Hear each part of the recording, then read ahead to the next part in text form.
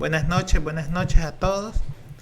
Bienvenidos. Después de haber estado 2 semanas por ahí sin hacer el programa, pues hoy decidimos hacer un programa un formato diferente. Agradecido siempre, ¿verdad? Con toda la gente que hace posible el programa, a los patrocinadores que siempre están ahí colaborándonos, como Restaurante El Tizón, que Laboratorio Biomed, laboratorio certificado por el Ministerio de Salud, y Clínica Neurofarma, quien nos presta sus instalaciones. El día de hoy vamos a hablar de temas varios. Vamos a esperar también sus comentarios para que lo hagamos de una manera conversada. Hoy no va a ser un formato cerrado, va a ser un formato bien relajado. Y si tienen alguna duda, alguna pregunta que tengan que hacer sobre temas neurológicos de interés, pues los vamos a ir comentando. Un punto también importante que hoy vamos a hablar van a ser de los highlights del Congreso Europeo de Neurología, pues que tuve la oportunidad de estar ahí, pues en los temas que yo considero principalmente relevantes y que pues yo sigo esa línea en la neurología, como es epilepsia, trastornos del sueño y otros temas bien interesantes para acercarnos un poquito de qué está diciendo y qué están haciendo en los países del primer mundo con algunas patologías, ¿verdad? Bueno, también aprovecho para anunciar algunas actividades que vamos a tener como Clínica Neurofarma. La primera que quiero anunciarles, o que ya ha estado haciendo durante estas últimas semanas, anunciada en las diferentes redes sociales, en mis redes sociales y en las redes sociales de Neurofarma, es el curso de cefalea. El curso de cefalea va a ser un curso diseñado y pensado con un toque muy práctico, un toque muy científico, muy objetivo, en donde el médico que no está muy familiarizado, o como lo hemos hablado muchas veces, de que durante nuestra formación como médicos generales e inclusive como médicos internistas, como médicos emergenciólogos, no hemos recibido una orientación bastante clara sobre el manejo de las cefaleas, y pues que la cefalea, siendo un problema de siglos de existencia y que todavía sigue generando un problema de salud pública con sus repercusiones en la calidad de vida, en los costos económicos, en el ausentismo laboral, en el ausentismo académico, pues yo creo que pudiéramos reducir el sufrimiento de los individuos de los individuos que la padecen, si nosotros hiciéramos un abordaje adecuado. Entonces, el curso va a constar de 3 actividades semanales. Vamos a colgar 2 charlas, que estas van a ser asincrónicas, que quiere decir va a ser pregrabada. Quienes estén inscritos van a tener acceso a estas charlas. Van a ser charlas aproximadamente unos 40 minutos, más o menos, quizá un poquito más, un poquito menos. Y ahí vamos a hablar sobre los abordajes del tema dentro de la cefalea que nos toque. El día sábado a las 5 de la tarde realizaremos un webinar a través de plataforma Zoom, creo, y ahí vamos a interactuar, vamos a traer a colación casos de la vida real, vamos a exponer un poco de experiencia y las dudas que hayan quedado a partir de las charlas que escucharon durante esa semana, pues ahí la aclararemos. Se han un algunas promociones también. Ya tenemos a la doctora Cruz, que se ganó un pase al simposio de sueño que haremos en noviembre, que ahorita lo voy a anunciar. Entonces, con el tema de el curso de cefaleas para no neurólogos, vamos a garantizar de que el médico que lo reciba pues quede con las competencias suficientes para hacerle frente a un paciente con cefalea.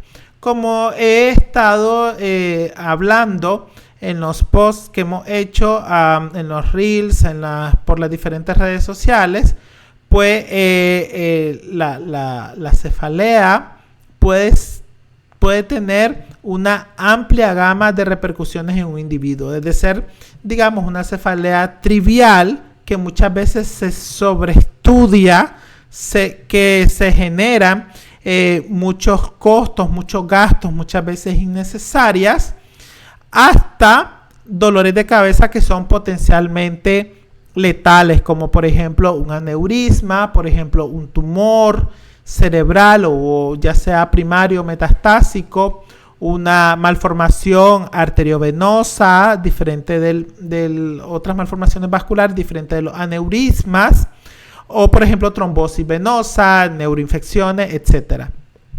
También vamos a aprender en el curso a cuándo referir al especialista.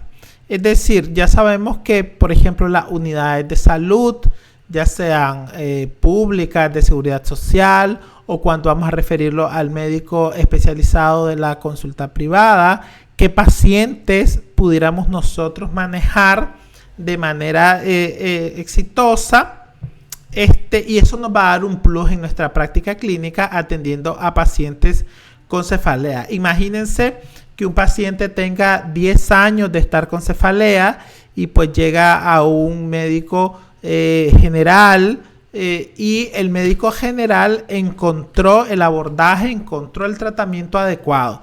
Le garantizo que ese efecto reproductivo, porque el dolor es lo que más llama la atención y el impacto que más se observa, que es más evidente en el individuo tras una buena práctica, tras un buen manejo. Entonces, ese efecto de un médico que haya manejado muy bien a un paciente va a tener un efecto reproductor importante, y van a mejorar tanto su cantidad de pacientes como su práctica clínica. Entonces, pues el curso de cefalea, quienes me conocen saben pues de que me gusta mucho este tema de la docencia, y siempre buscamos las estrategias más didácticas para llevar a cabo nuestras charlas. Entonces es recomendado. Sí les voy a solicitar de que hagan las inscripciones lo más tempranamente posible para saber ya en julio con el número de participantes con los que contamos. Y no sé si hay algo de promoción antes si la inscripción es antes de finalizar julio. Recuerden que comenzamos el curso el 14 de agosto, está programado. Bueno, esa es la primera actividad y espero, ¿verdad? Dependiendo de la experiencia que tengamos con este curso, vamos a hacer otros. Así de que las personas que estén interesadas en un tema en específico, ustedes nos pueden decir. Y ahí hay una noticia adicional que les quiero decir. Puede ser un tema neurológico que lo puedo impartir yo. Por ejemplo, vayan pensando si queremos hablar de neuropatía, si queremos hablar de epilepsia, si queremos hablar de enfermedad vascular cerebral, de trastornos del sueño. Pero también si les interesaría otro tipo de cursos de otra área, como por ejemplo, se me ocurre hablar de Holter de presión, hablar de un curso de hipertensión arterial, un curso de cardiopatía isquémica, pues nosotros tenemos en Neurofarma un staff de profesores, de profesionales, de subespecialistas que están dispuestos a realizar este tipo de eventos. Bueno, es la primera vez que vamos a hacer así un curso formal online. Ya me lo habían pedido desde las veces que hemos hecho cursos presenciales, y pues la gente que vive muy largo, inclusive gente que está en otros países como en México, en Honduras, ya tenían rato de estarme solicitando un curso online para que ellos pudieran participar porque le era imposible participar de manera presencial. Entonces pues se nos llegó el momento y les garantizo que no se van a arrepentir al inscribirse en el curso. Otro anuncio que tenemos, que lo anuncié en el Congreso Nacional de Medicina Interna del que fui amablemente invitado por la Junta Directiva, y ahí hice como el anuncio oficial, fue el simposio de trastornos del sueño. Y ahí les quiero comentar algo. El primer simposio de trastornos del sueño lo realizamos en noviembre del 2022, es decir, el año anterior. Muchos de los que están conectados pues acudieron y fue realmente un éxito, ¿verdad? Como primer proyecto, como Neurofarma, pues una clínica que es muy densa en contenido, pero con una experiencia nueva, pues como siempre vieron algunos temas logísticos. Todos esos temas pues nosotros los recopilamos para mejorarlo en esta nueva edición. Vamos a tener nuevos temas, vamos a tener algunos profesores del primer simposio, pero vamos a tener otros profesores.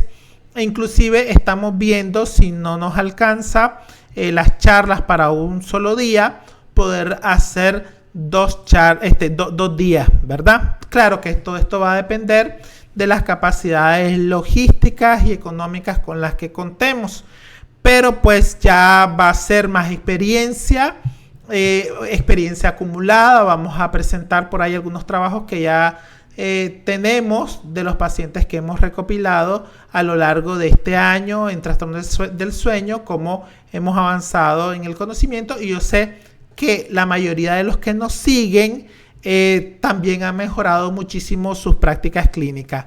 Así de que también lo esperamos para noviembre de este año.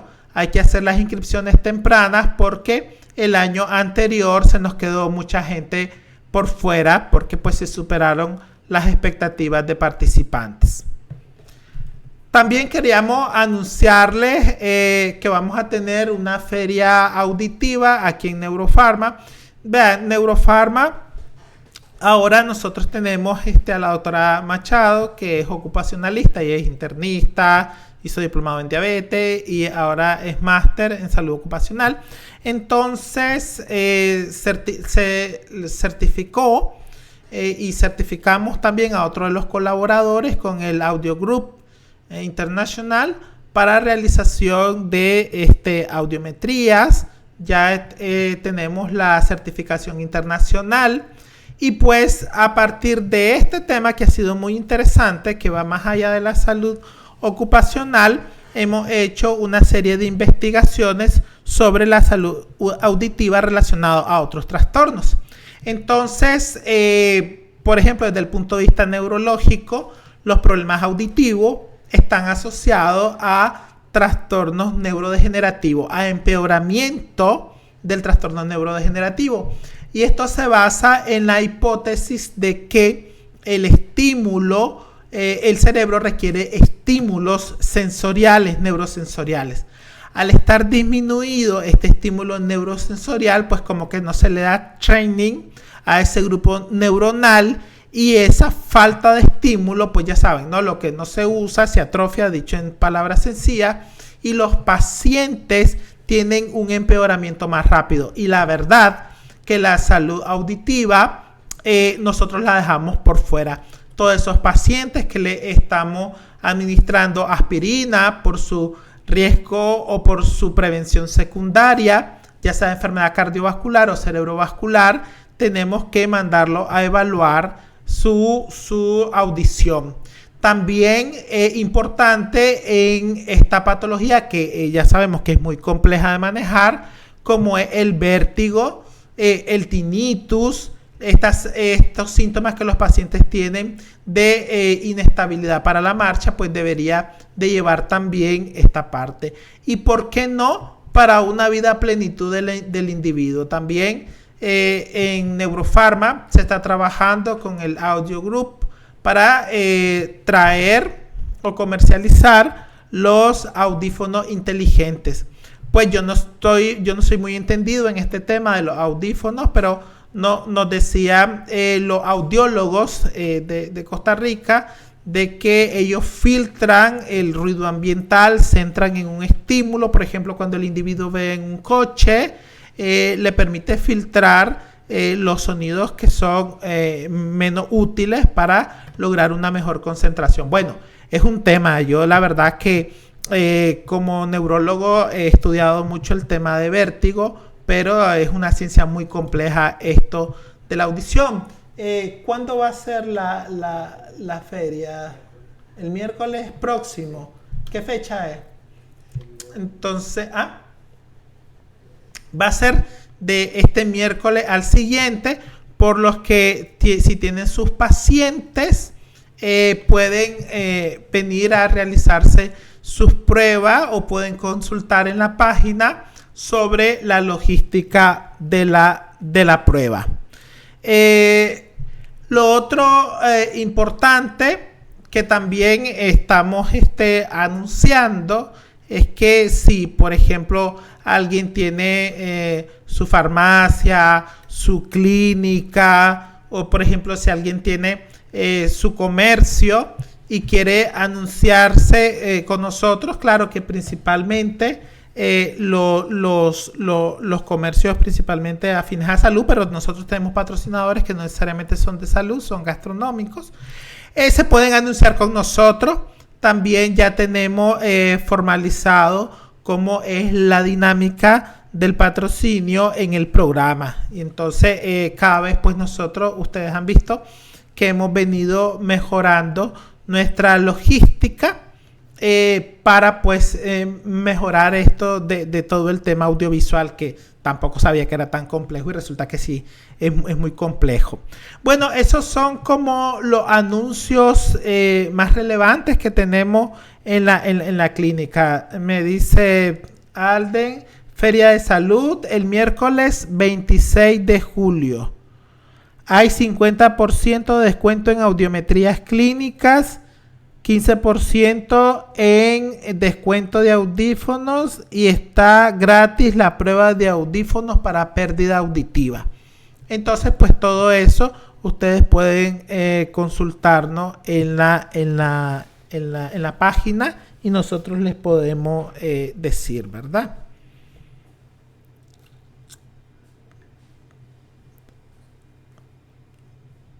¿Puedes ponerme ahí donde estamos? Yo creo que estamos aquí, ¿verdad? Ok, perfecto. Bien. Ahora quería comentarle algunas cosas. Quiero traerle un poquito de los highlights del europeo que fue en Budapest, Hungría, este año. Y pues que me parecieron bien interesantes. Obviamente no traigo todos los highlights porque pues es mucho y no nos daría tiempo. Pero no sé si han tenido la experiencia de los congresos europeos. Son muchísimos salones, muchísimas charlas. Y entonces uno como que hace su menú, ¿no? Yo quiero y uno participa en las diferentes exposiciones, en los diferentes talleres, etcétera, etcétera. Entonces, en los campos que yo estuve participando, que me gusta mucho dentro de la neurología, me gusta toda la neurología, ¿verdad? Mis residentes o quienes he tenido la oportunidad de darles charlas o conferencias, ya saben de que a mí me gusta mucho la neurología en general. Pero dentro de los campos que yo elegí para el congreso, pues está trastornos del sueño. Vamos a hablar un poquito sobre qué se dijo de los trastornos del sueño en el congreso. También de epilepsia, un poco de miastenia, EBC, demencia, fueron dentro de las charlas que estuve participando. Vamos a ver. Nos dice el doctor José Treminio, excelente curso de cefalea, claro que sí. Nos dice Jeffrey Navarro, Dejé un mensaje privado. Ok. Muy bien. Marvin, saludos. Mi negocio es gastronómico. Claro que sí. Los médicos somos... nos gusta bastante la comidita gourmet. Así. Entonces, aquí, bienvenido. Y ya saben, pues si quieren ahorita que toquemos algún tema práctico, pues lo hacemos. No está improvisado, solamente así lo decidí hacer para salirnos un poquito del formato cerrado. Sí teníamos varios entrevistados, pero pues preferí realizarlo así. Bueno, en primero voy a comentar algo sobre epilepsia. Bueno, ya sabemos que epilepsia ha venido la ILAE clasificando, reclasificando desde la década de los 60 a esta fecha, múltiples clasificaciones. Siempre decimos, no, ninguna cumple con todo, ¿verdad? Sin embargo, el boom ahora es algo de la medicina de precisión. Por ejemplo, en los highlights del doctor Keith Brown, decía él de que la epilepsia no es una única enfermedad. Y bueno, en una de las diapositivas más interesantes, clasifica los diferentes síndromes, ¿verdad? En los menores de 6 meses, de 6 meses a 12 meses, de 1 a 4 años, de 5 a 10 años y más de 11 años. Y hablamos, por ejemplo, de las presentaciones más tempranas. Pues ya sabemos, por ejemplo, Ohtahara. El síndrome de Ohtahara es un tipo de epilepsia, encefalopatía epileptiforme, de que se han descrito crisis convulsiva del niño en el útero de la madre. O sea, es una de las epilepsias que inicia a una edad más temprana. Y también tenemos de las encefalopatías mioclónicas tempranas, que son como de las que se presentan a una menor edad.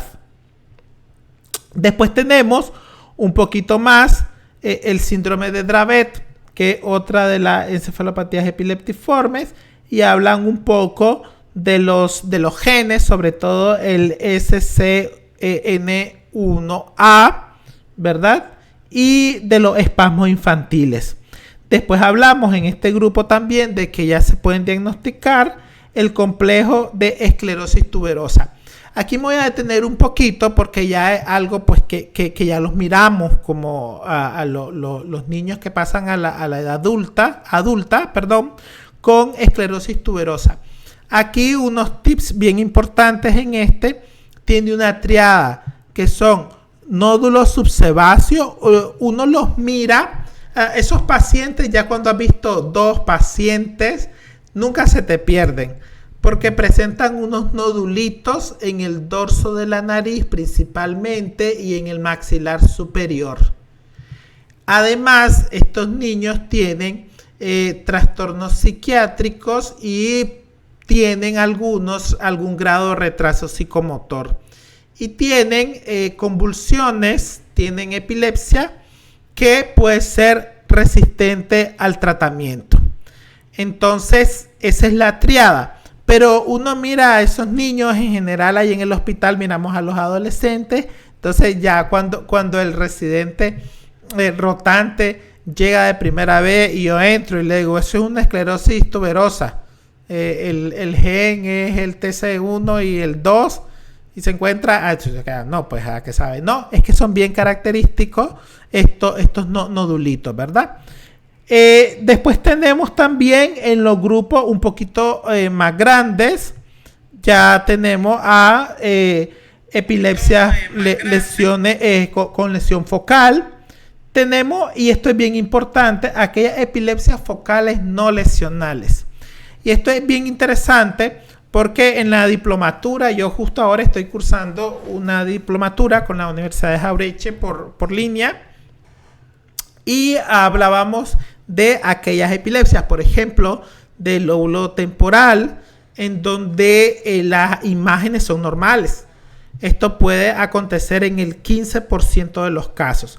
Entonces, esto por ahí genera a veces un poquito de frustración en el médico. Y ahí tenemos una clínica de epilepsia del lóbulo temporal que muchas veces pueden ser autonómicas. Por ejemplo, el paciente puede tener palpitaciones, el paciente puede tener malestar epigástrico, pueden ser emocionales con sensación de miedo, con déjà vu, o sea, como que cosas que no son bien objetivables, no la podemos ver, a veces al paciente le cuesta mucho describirlas. Luego, si son en las regiones mesiales temporales, es decir, en la región media del lóbulo temporal, que es la causa más frecuente y la principal, más del 95% es la esclerosis mesial, está profunda. Entonces los electrodos, la captación del electrodo, que son 6 centímetros cuadrados, no llega hasta el fondo. Entonces muchas veces, y cuando digo muchas veces, es hasta en la mitad, hasta en el 50 o 60% de los casos, el electroencefalograma es normal. Entonces tengo una clínica que a veces no es muy clara. Tengo un electroencefalograma que muchas veces es normal. Y luego tengo una resonancia magnética en donde no se evidenció una lesión. Entonces, ¿se imaginan ustedes qué rollo con estos pacientes en donde todo es bien difícil tener 100% de seguridad? ¿Y cómo andamos en Nicaragua en este tema? Bueno, nosotros llegamos hasta realizar un video EEG. Tenemos la esperanza de que durante la realización del estudio del video EEG logremos tener un EEG ictal. ¿Qué quiere decir?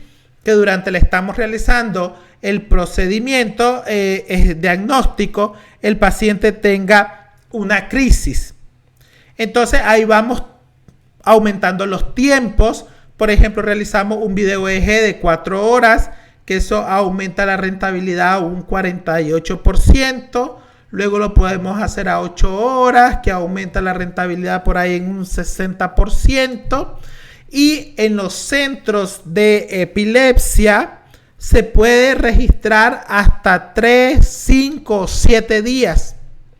Y muchas veces el paciente va a presentar el evento hasta el segundo o tercer día.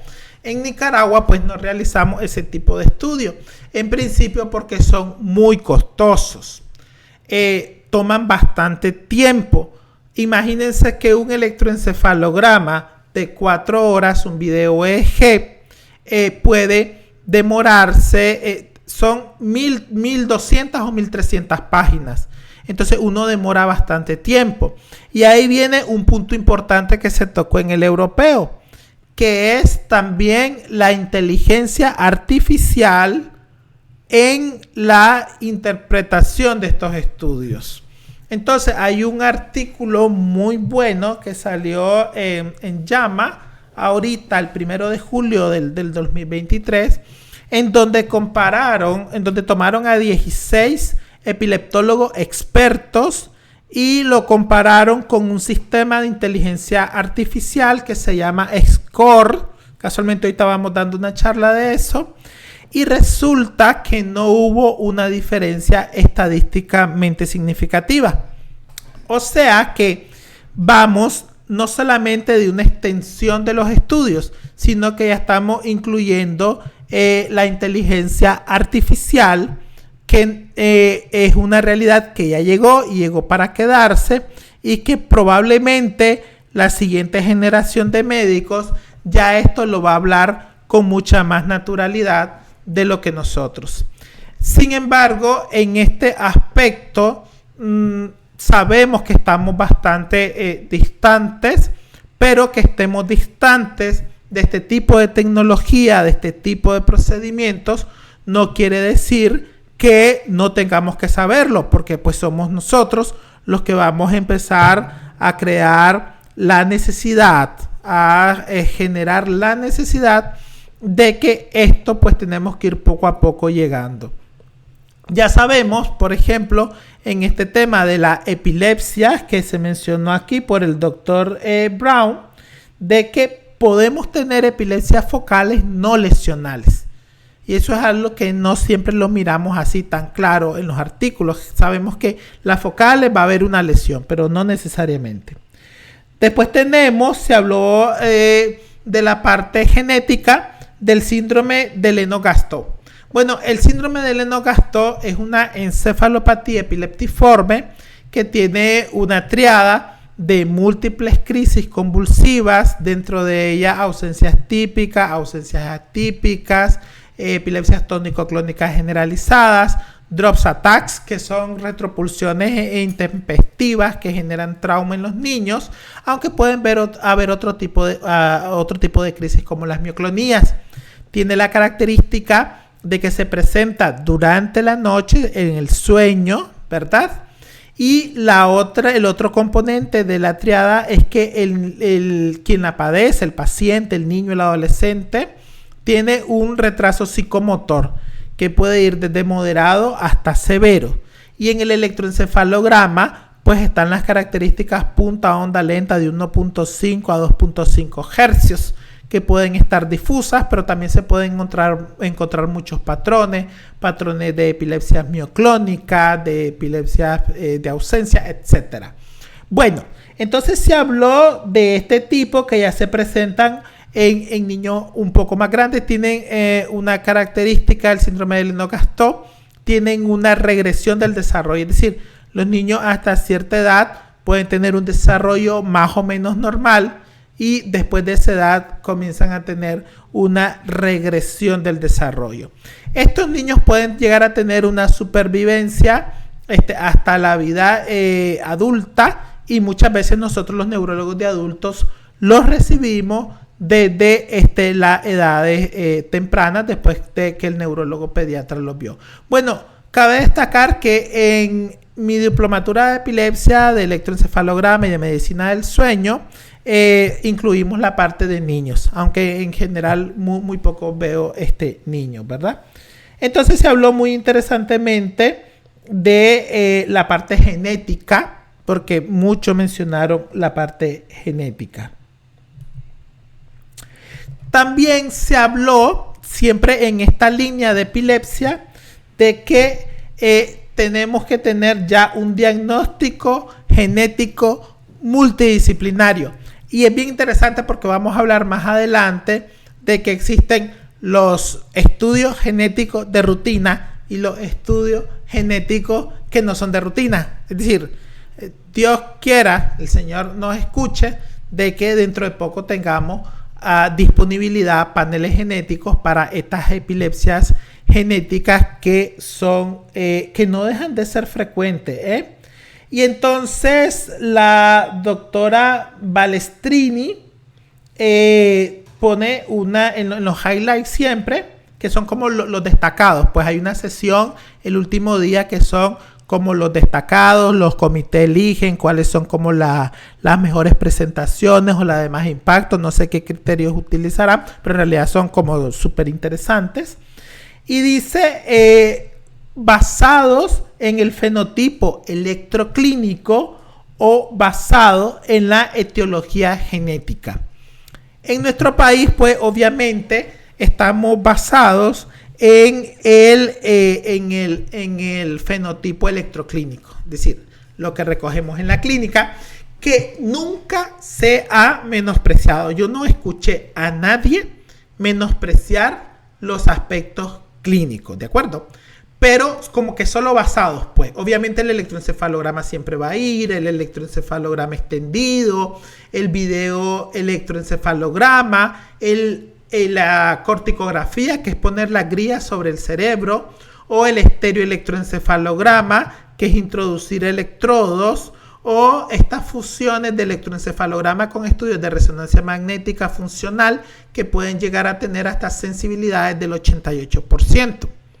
Sin embargo, ahora saltamos un poco más y nos vamos a la genética.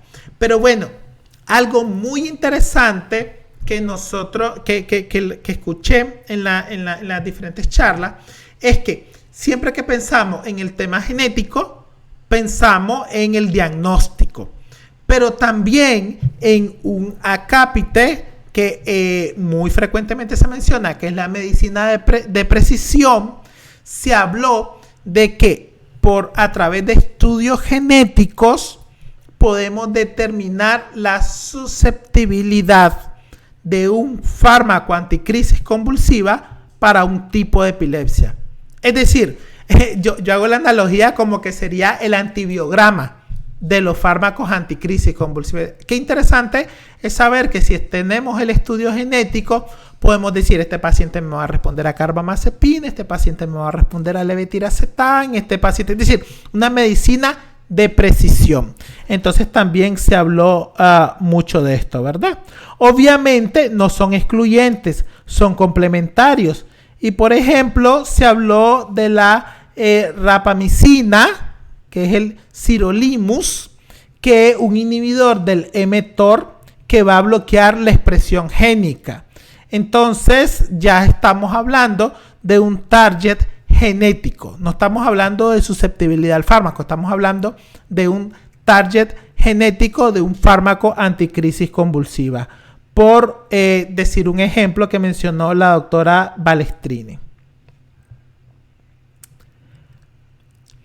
También es bien interesante que se hablaron de los centros coordinados. Y esto es muy importante. Con la globalización ya no sería, yo creo, justo ni adecuado que nosotros estemos como aislados viendo a un paciente. Eso yo creo que ya debería de ir de escala en escala. Por ejemplo, un médico general ve a un paciente con epilepsia, luego lo pasa a un médico especialista, si no lo logró controlar, del médico especialista que pase al médico subespecialista en neurología, del médico subespecialista en neurología pase al médico epileptólogo, del médico epileptólogo pase al consenso de médicos epileptólogos en un centro terciario, y del centro terciario pues que hayan suficientes redes en diferentes lugares, en experiencias de otros sitios, en casos pues que hayan pasado todos estos filtros. ¿Se imaginan cómo sería atendido un paciente con una epilepsia, que porte una epilepsia resistente al tratamiento, y que nosotros pensemos de esa forma hasta que llegue al centro más alto? Obviamente esto actualmente parece una utopía, pero pues con el tiempo y con la globalización hay que vayamos entrando los países en vía de desarrollo. Creo que en algún momento pues la vamos a lograr quizás. La verdad que se requiere mucha coordinación. En este caso los europeos pues se están coordinando bastante bien, y en algunos casos mencionaron pues de que estas iniciativas pueden extenderse a otras regiones del mundo como Latinoamérica. Sabemos también, hablaron, no dejaron atrás todo el contexto y todo el entorno del paciente con epilepsia, y se habló de las alteraciones conductuales y psiquiátricas, como por ejemplo los trastornos alimenticios, la ansiedad, la depresión, que ya le hemos tocado en el programa, ¿verdad? No específicamente para epilepsia, pero sí de manera general. Problemas coexistentes como desórdenes gastrointestinales y otros problemas médicos.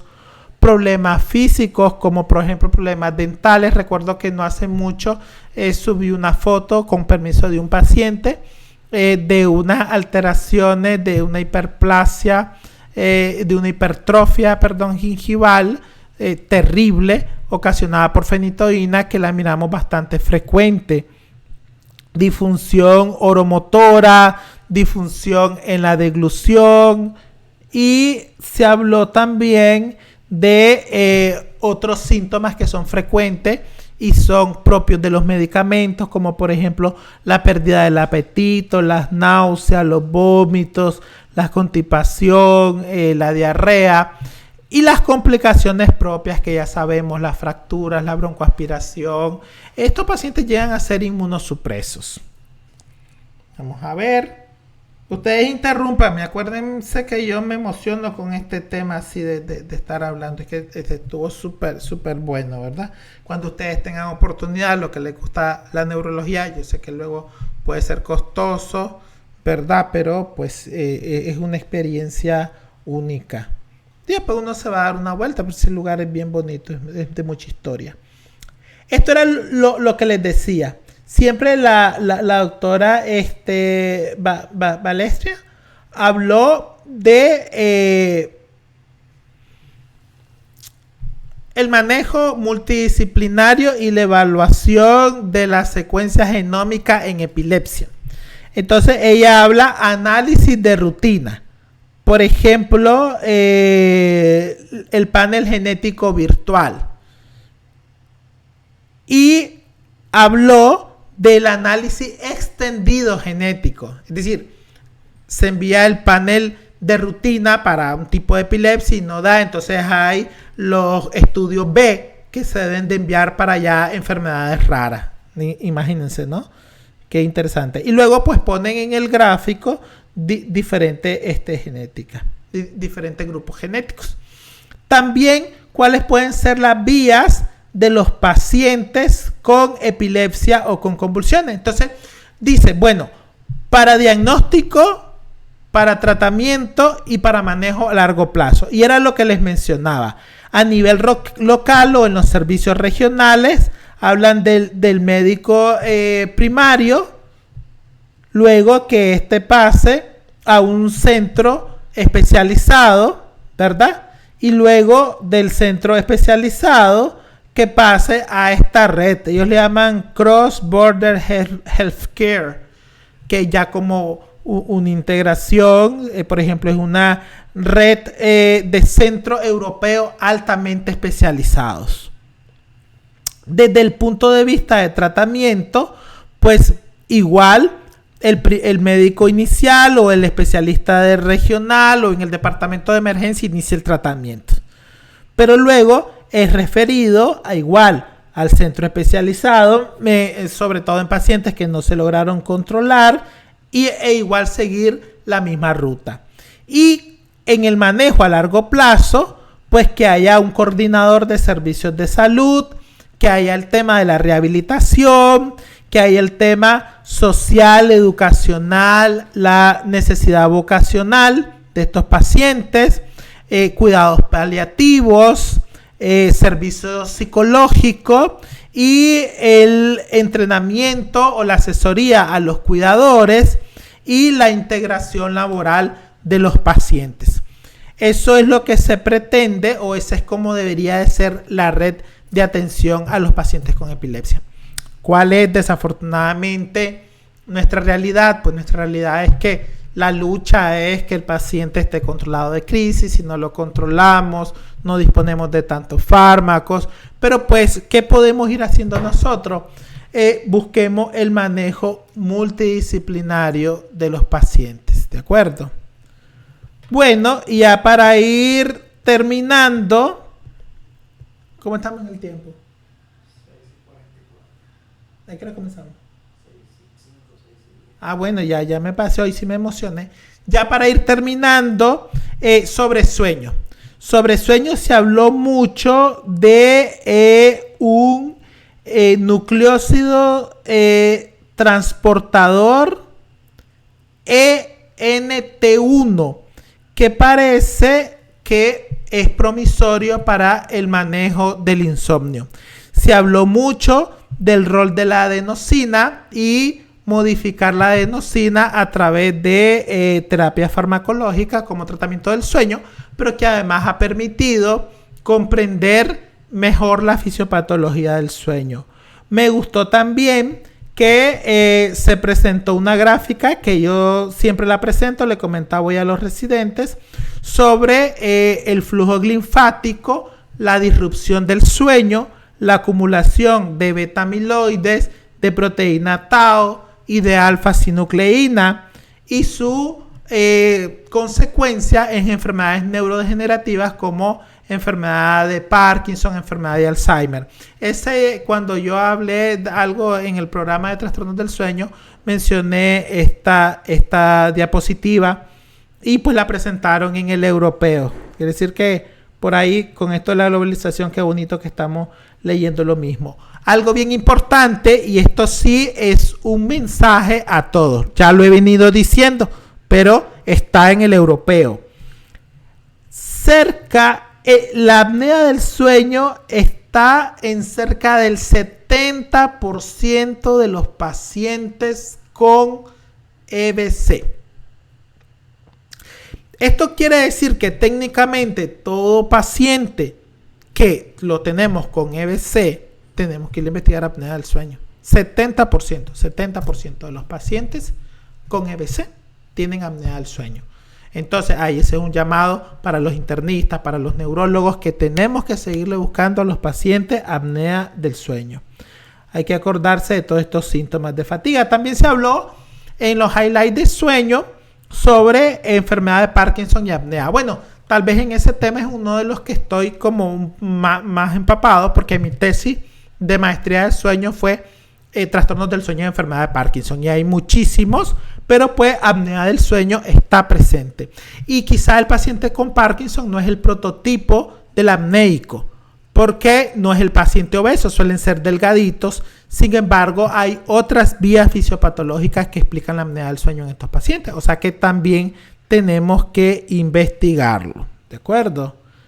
Entonces, y algo bien interesante que fue en miastenia gravis, sobre todo en aquella miastenia gravis que es bastante resistente al tratamiento, con alta actividad, y se habló del eculizumab, que es un inhibidor del C5, y del efgartigimod, como fármacos bastante bien tolerados a largo plazo en los pacientes. Desafortunadamente, eculizumab no sé si lo tenemos, sé que el efgartigimod no lo tenemos, pero pues en esos pacientes tenemos muchos pacientes resistentes al tratamiento que pues en el futuro esperamos que sea bajo cobertura del Seguro Social que tengamos este tipo de medicamentos. Y ya para finalizar, se habla de los 5 importantes de la intervención para prevenir el daño cognitivo. Esto es de los highlights de demencia, en donde, bueno, quizás no se dijo algo así como que no supiéramos, solo que ahora se unió en una iniciativa que se llama FINGER, en donde se habló de una alimentación saludable, del ejercicio, del training cognitivo. Yo por ahí, en la charla que di de trastornos cognitivos, siempre digo que en una revisión de Lancet, lo único que demostró que era muy eficaz es el training cognitivo. El control de los factores metabólicos y de riesgo cardiovascular, las actividades sociales las mencionan como dentro de los objetivos. Y bueno, va a tener un beneficio cognitivo esta iniciativa, cerca de el 83% en muchos de los dominios, con una reducción del 20% del riesgo cardiovascular, un 30% de reducción del decline funcional cognitivo, un 20% de enfermedades crónicas, una mejor calidad de vida y beneficios económicos pues que le va a presentar al núcleo familiar y a la sociedad, ¿verdad? Bueno, esos fueron la reseña de la reseña. No sé, vamos a analizar. No lo vi tan participativo hoy, pero vamos a analizar si continuamos con algunos highlights la próxima semana. Hoy sí me pasé con el monólogo y pues agradeciéndole muchísimo la participación de ustedes. Nos vemos el próximo jueves a las, creo que va a ser 6 de la tarde. Yo luego en la semana les dejo saber. Y recuérdense las recomendaciones y apúrense en la inscripción a nuestro curso de cefalea. Siempre agradeciendo a nuestros patrocinadores, a Restaurante El Tizón allá el norte en Estelí, así como a Biomed, un laboratorio confiable con equipos semiautomatizados y automatizados que están comparados con los mejores laboratorios del país, y a Neurofarma, por ser un centro, no solo una clínica cualquiera, sino que tenemos como objetivo, y creo que lo estamos logrando, ser una fuente educativa y como misión, ser una de las principales fuentes educativas, tanto para pacientes como médicos a lo largo del país. Siempre un saludo a todos, tanto a los nacionales como a los internacionales. Tengan una buena noche y nos miramos el próximo jueves y en las redes sociales, pues que por ahí estamos activos. Muchísimas gracias.